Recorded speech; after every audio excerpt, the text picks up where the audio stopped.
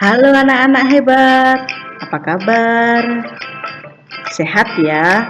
Suster selalu berharap anak-anak tetap menjaga kesehatan dengan tetap menggunakan masker, jaga jarak, cuci tangan, makan makanan yang bergizi, dan baik loh kalau olahraga juga baik, karena dengan olahraga tubuh dan imun kita akan semakin kuat.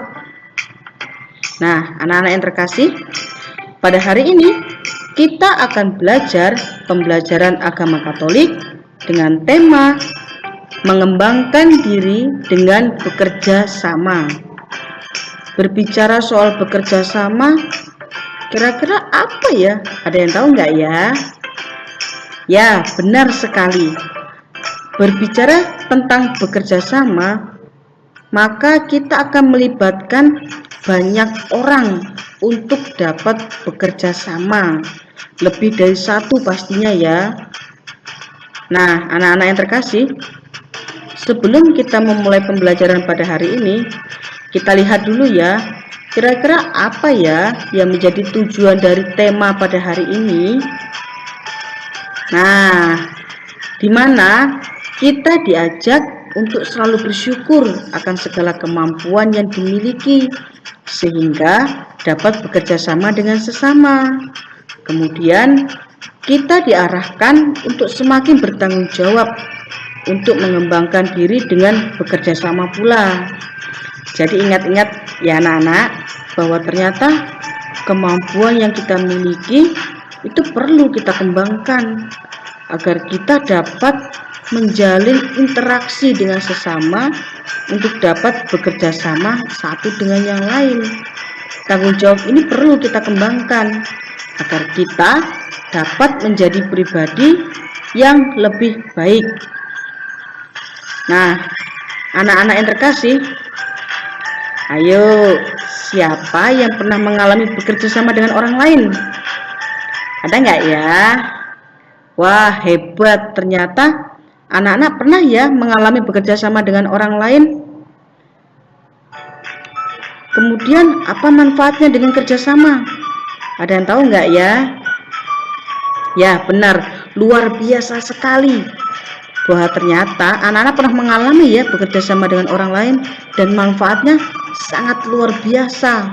Salah satunya kita dapat mengembangkan kemampuan kita. Kita dapat berinteraksi dengan orang lain.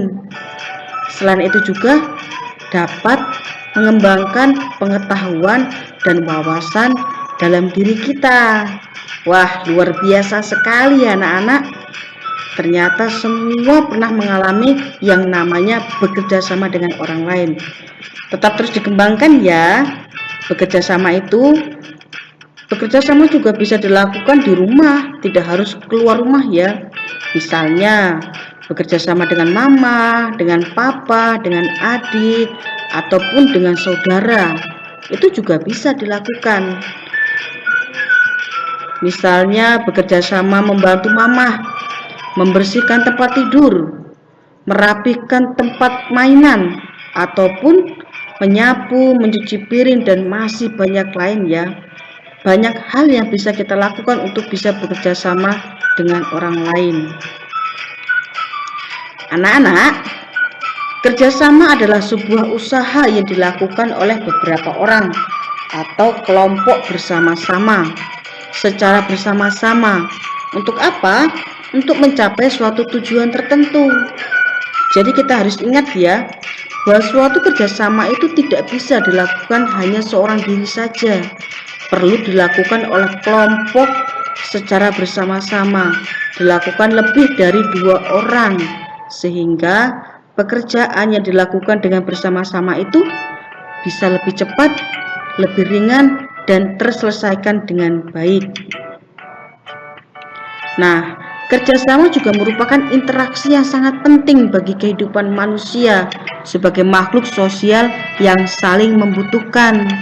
Jadi, dengan kita berinteraksi dengan sesama, itu juga dapat mengembangkan kemampuan kita ya, sebagai makhluk sosial yang saling membutuhkan ini.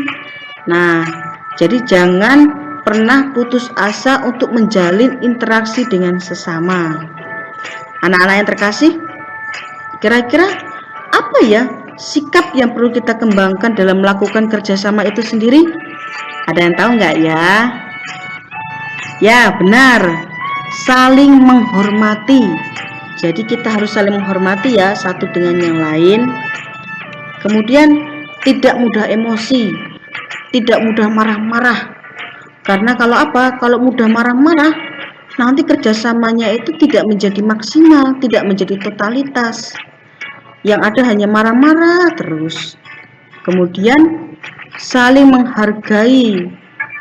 Apapun yang menjadi pekerjaan sesama kita harus menghargai apapun itu bentuknya. Kemudian saling menolong. Ingat ya, bahwa kerjasama itu diperlukan adanya saling menolong. Kalau tidak ada saling menolong, maka pekerjaan itu akan terasa berat, akan terasa sulit, dan mungkin tidak akan terselesaikan dengan baik. Oleh karena itu anak-anak, dari bacaan 1 Korintus bab 12 ayat 14 sampai 26, di mana bacaan ini mengisahkan tentang satu tubuh banyak anggota. Satu tubuh banyak anggota. Kita adalah manusia makhluk sosial, di mana kita berteman satu dengan yang lain. Kita tidak bisa hidup hanya seorang diri saja. Begitu juga dengan kisah satu tubuh banyak anggota dari 1 Korintus ini ya. Banyak anggota melibatkan seluruh tubuh kita. Jadi setiap anggota tubuh adalah satu kesatuan yang tidak bisa lepas dari yang lain. Setiap anggota saling menghormati, saling menghargai, dan bahkan saling memuliakan satu dengan yang lain. Agar apa? Agar tidak terjadi perpecahan antara anggota. Maka dari itu anak-anak, setiap anggota perlu loh saling diperhatikan. Dan ingat, anggota tubuh kita tidak bisa berjalan sendiri-sendiri. Kita memiliki tangan, kepala, kaki, tubuh, jantung, paru-paru, dan semua yang kita miliki dalam satu tubuh ini dengan banyak anggota, semua memiliki kerjasama. Semua saling berkaitan satu dengan yang lain, tidak bisa berjalan sendiri-sendiri. Kalau berjalan sendiri-sendiri, ngeri ya nanti anggota tubuh kita. Nah, anak-anak, karena itulah perlu kerjasama yang baik antar semua anggota pribadi, sehingga kita semakin mengembangkan apa sih yang menjadi keutuhan sebagai manusia dengan apa yang menjadi kehendak Tuhan. Oleh karena itu anak-anak yang terkasih, ingat ya, kita harus saling menjalin kerjasama antara satu dengan yang lain. Nah, ini dia kisah tentang satu tubuh yang sudah dikatakan tadi, bahwa kita memiliki banyak anggota dengan kesatuan yang tidak bisa lepas dari yang lain. Agar anggota tidak terjadi perpecahan antar anggota, maka setiap anggota saling memperhatikan, saling memperdulikan. Dan tubuh adalah satu contoh bagaimana jemaat atau gereja harus berfungsi. Tubuh kita mempunyai banyak anggota dan setiap pribadi akan semakin berkembang menjadi manusia seutuhnya jika kita saling bekerja sama satu dengan yang lain. Nah, anak-anak yang terkasih, untuk melakukan kerjasama ini bisa loh dilakukan di rumah dengan mama, dengan papa, dengan adik, ataupun dengan saudara-saudara. Misalnya dengan merapikan tempat tidur, kita bekerja sama dengan mama, menyapu rumah, membereskan tempat mainan, membersihkan tempat meja belajar, ataupun masih banyak hal-hal lain yang melibatkan kita berinteraksi dengan orang lain. Jadi, jangan lupa ya untuk tetap mengembangkan kemampuan kita dengan saling bekerja sama satu dengan yang lain. Nah, anak-anak yang terkasih, sekian pembelajaran pendidikan agama Katolik untuk hari ini. Silakan anak-anak mendalami kembali materi yang diberikan ini di rumah masing-masing dengan tetap mengikuti protokol kesehatan yang ada ya. Tetap menggunakan masker, jaga jarak, dan cuci tangan setiap hari. Dan ingat, jauhi kerumunan-kerumunan ya, agar kita terhindar dari virus corona ini. Baik anak-anak yang terkasih, demikian pembelajaran pada hari ini. Terima kasih, Tuhan memberkati. Salam sehat, salam CHYBK.